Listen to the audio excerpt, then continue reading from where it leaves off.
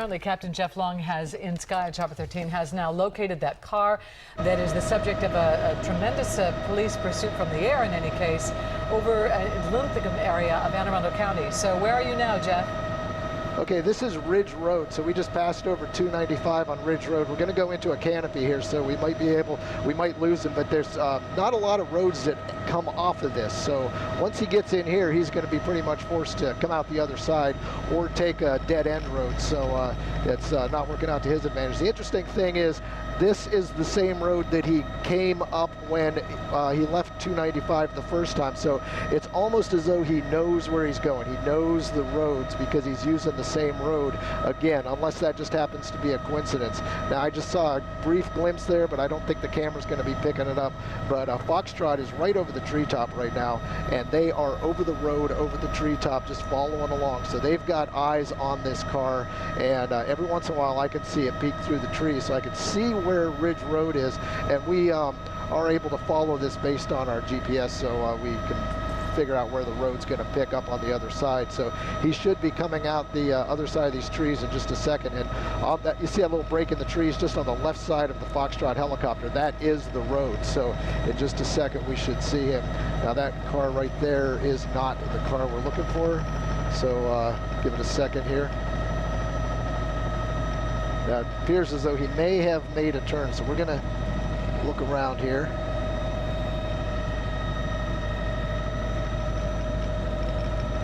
Yeah, and, 295 this time of day can be just a total traffic jam anyway, not to mention this, yeah. And then he gets off on Ridge, so as you mentioned, clearly he knows where he's going. To give anyone who's tuning in some perspective, got on at 295, got off. We've been following him, what, for about 10 minutes now, Captain Jeff? Yeah, it seems like it's been about 10 minutes. It's been a fast 10 minutes. And you were talking about the traffic on 295. Fortunately, 295 wasn't as bad as it can be. So he was able to actually go down the travel lanes, then jumped off onto the shoulder for a little bit. And 100 is where it got a little scary. When he got onto 100 westbound, he was forced to go onto the shoulder because it was kind of heavy. All right, Foxtrot is now circling. I'm going to try to see where Foxtrot might be looking. And again, for anyone who's just joining us, this is a police pursuit in the area of Linthicum around Ridge Road at this time. We do not know who is in that car. We do not know what they are suspected of. All we know is that the Foxtrot has been pursuing from the air, and at times there have been officers on the ground pursuing. As far as we know, there have been no accidents caused by this chase, I guess we can call it at this point. And so far, this car has been following the line of traffic. Is that not correct? Well, they've been kind of jumping back and forth from main roads to side roads. Right now, they're on a main road or a back road, as far as we can tell, and that's River Road, which is running through the almost into Lansdowne area now. And Foxtrot's still down low, right over the trees, right over the top of this road. So I'm expecting the car to come out the other side, and there's the car right there. You'll see it coming up around that bend. Tilt down, Billy, and you'll pick it up. And right there's the car. And behind that vehicle, cannot tell if that's a civilian or an unmarked police car, but see if I can maneuver here so that you can see what happens when he comes out to that intersection.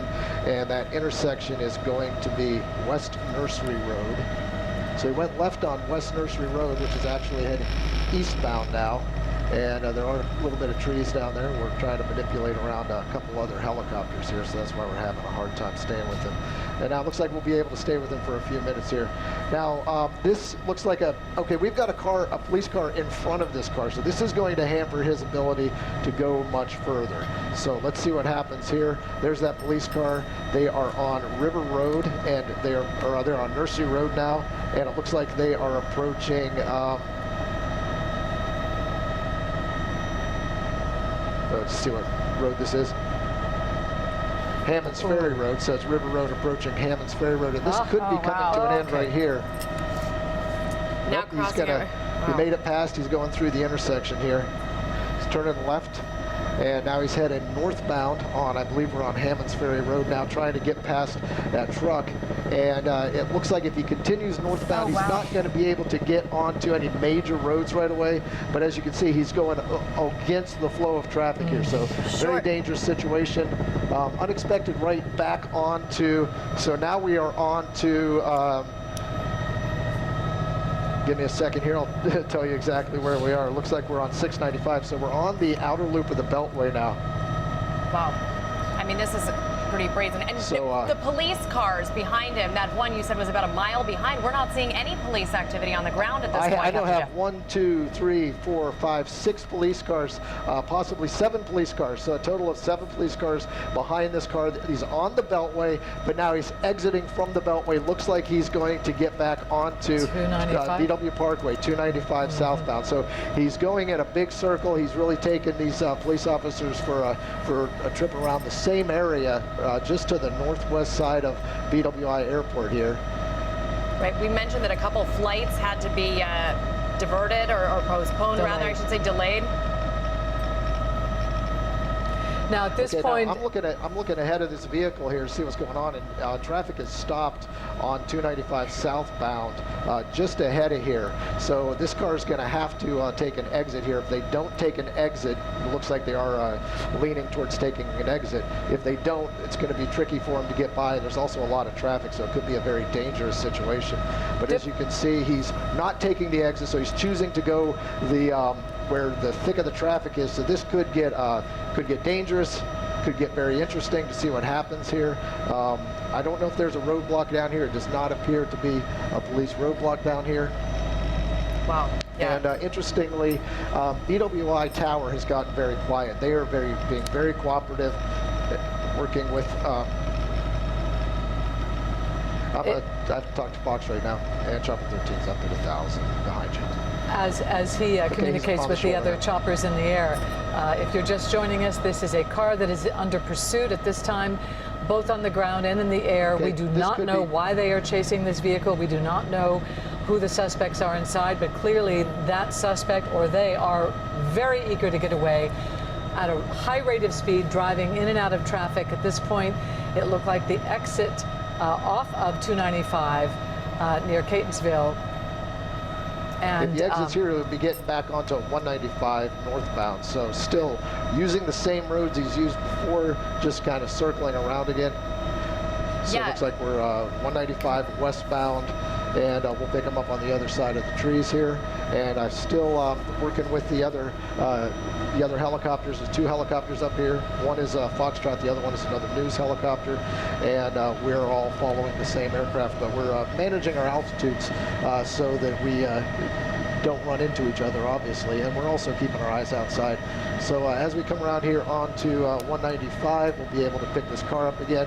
You can see getting a little bit more aggressive. I think he realizes that that this is that he's got a lot of police officers chasing him here at this point.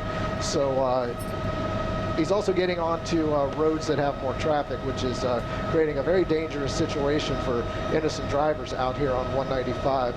Right. And we are heading in a northwest, almost a northerly direction right now, following 195. Obviously, this is rush hour, which means that the traffic is even more intense. Can you tell from, we have not seen many of these vehicles, so I can't tell you, which police districts are responding to this? Are these state troopers pursuing this driver? No, these are local police. It appeared to be city police at the moment, but I don't know if they handed this off to Anne Arundel County police or not. Or I'm sorry, not Anne Arundel. It's definitely not Anne Arundel County. So we're still with him. I'm trying to figure out what road this is that he's on. Looks like Washington Boulevard. So he's Route 1, northbound on Route 1, and crossing over double yellow lines. It's hard to tell from the air, but he's clearly moving a lot faster than the other cars. He is moving faster than the other cars, and it does appear as though the police are just maintaining the same distance. They're not trying to get in and do any kind of a pit maneuver at this point, which would be extremely dangerous with all these other cars. Now, he's on the wrong side of the road. He's passing cars which are side by side here, so they're see, okay, they moved out of his way. So now we've got an unmarked police car pursuing, and right behind that unmarked police car is another white police car, and behind them I'm seeing at least 3 police cars and then a couple other unmarked cars. So now we're getting into an area that's a little busy with traffic and lights, so this could get a little hairy again.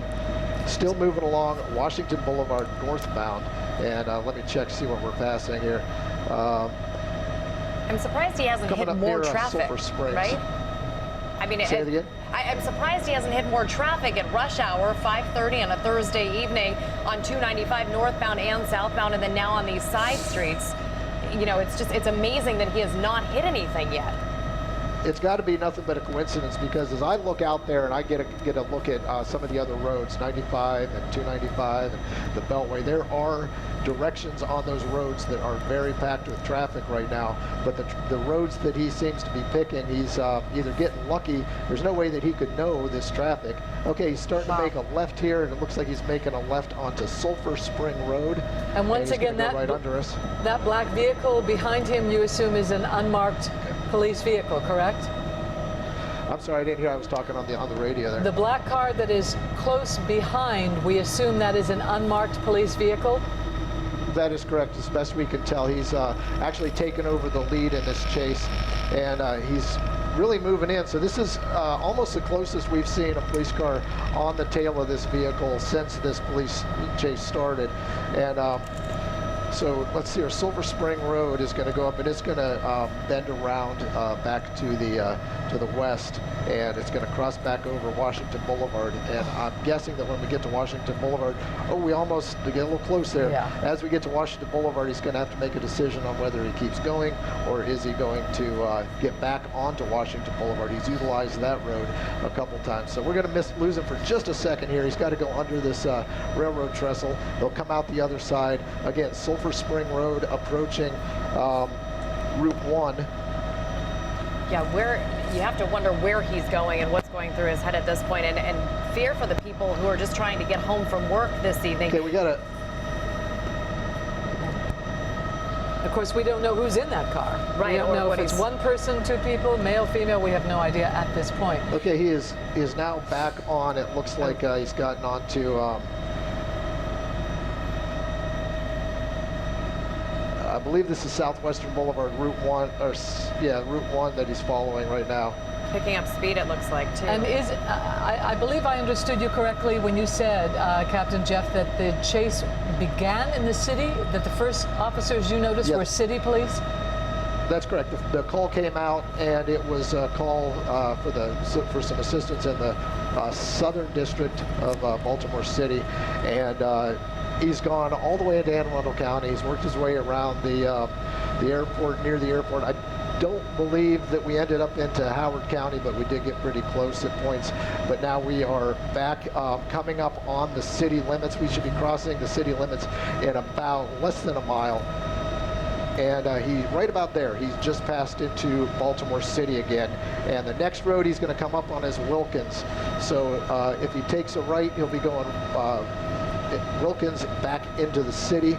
This could get even more dangerous, because now we're going to get into city traffic, which doesn't have the infrastructure road-wise for this kind of traffic. When you have a wide open road like 295, it makes it a little easier for him to move around. But now he's going to run into some roadblocks. In fact, there's a little bit of a traffic jam right up here by St. Agnes Hospital, and he's heading that direction.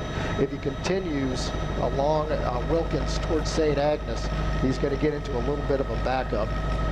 Now, for police, they don't, fortunately, there isn't a canopy like we saw with the trees in the county here in the city, so they're able to follow him from the air a little bit easier. But it looks like that officer behind, well, there he goes on the other side of the road. But that unmarked vehicle is staying behind him. What about the other police vehicles, Captain Jeff? They're still behind him there now. Another one just joined the chase. We've got 1, 2, 3, 4, 5 that are with him. Another one that's about a block behind. So we're now at Wilkins. We just crossed Caton Avenue, and we're heading into the city. So we're eastbound on Wilkins. And There's a bus pulling out in the road in front of him, so I really hope that he slows down or that that bus gets out of the way in time. He doesn't seem to be aggressive with other drivers other than crossing into lanes. And not like some of the chases you've seen on television where the cars try to, where the suspect tries to run into other cars. He's just continuing to run. And this is going to come to a, should come to a close pretty quickly here. We have to assume, although we cannot hear, that the police vehicles in pursuit have their sirens on, warning the traffic that this is coming. Yeah, they've all got their lights on, so we could definitely assume that they've got their sirens going as well. And we are now crossing. Let me check this real quick. Like we're still on Wilkins, and we're coming up on Monroe Street. He just made a left. He's bailing out. Just bailing out. He's bailing out. Well, there's one, right? So is that the driver or maybe the passenger, right? Gotcha. Looks like a passenger bailed out. Now he's on a side road here, and this is just 1 block north of Wilkins is what this road is here. Coming past a school, he's going to make a hard left, and I'm pretty much right up above him right now. I'm going to try to move away so that our camera shot looks a little bit better than that. But he's northbound on what appears to be Peyton Street, but I'm not positive about that at this point. He's making a left, and the police are definitely getting closer now, so they're moving in. A cop is backing down the intersection to create a roadblock. Right. Another cop car coming in from the other side. So they've got him here. This is it. It's almost there. He crashed. Let's get back over here so we could see. He just crashed into a parked car. The police did assist in that. They did contact the vehicle. They were able to make it lose control. He crashed, and it looks like they're moving in on him. So up against the side of these row homes here. We do not know what he was wanted for. Is being taken into custody right now. So somebody bailed out of that car. We have to assume. Okay, I know it's hard, Jeff, but can you be a little more precise where exactly this is happening right now? We are on in the Western District. We're near Monroe Street. I believe the street that they're on is South Peyton Street. Okay. About a block north of Wilkins Avenue in the city. And the suspect is in custody. The car has damaged a porch there, you can see. Crashed into an unmarked car. And if you just tuning in and didn't see this, the police were able to sort of gang up on him at the intersection and created a very narrow area to pass through. The car went through the middle of them, lost control, and that's how this ended up here. Now, about a couple minutes ago, we actually saw a passenger bail from this car on Wilkins, and we saw that person run. We didn't see anybody pursue that person. We were watching this, and the police officers as well were watching this car. I would assume, would you not, that officers who were in pursuit of this car, somebody stopped and arrested whoever bailed out of that car. And that's very possible. There was enough police cars behind this that's possible. Now, it looks like there may have been somebody in the back seat of this car as well. And here, it looks like it appears that only the driver was arrested. It appears that is all that was left in the car was just the driver. We only saw one arrest. Now, that person does not seem to be under arrest at this point. Well, it's amazing that more people weren't involved in this. It's miraculous, and thankfully. And it looks like the house where the car smashed into the porch, it looks as though that's a boarded up house. So hopefully it's a vacant home and nobody's property has been damaged. Nobody who's living in that house has now got a problem. At this time of day, it's a nice evening. People sitting outside on their front stoop, and like you said, Denise, thank goodness it's vacant. It looks like they did quite a bit of damage. But yes, very fortunate that it did not cause more damage along the way. And to the other cars, he was going against traffic for quite some time, going up and down 295, and then of course on those side streets. Excellent job, guys, following this police vehicle, Billy Poplovsky, and of course Captain Jeff Long. So really incredible. If you're just joining us, to summarize quickly, the car was being pursued by city and county officers for up to 20 to 25 minutes, but now the driver has been forced to pull over, smashed into this, it appears to be a boarded up home, and the driver's been arrested, as well as, we assume, a passenger who bailed out a few blocks away. And we're going to take a quick break, and we'll be back in just a moment.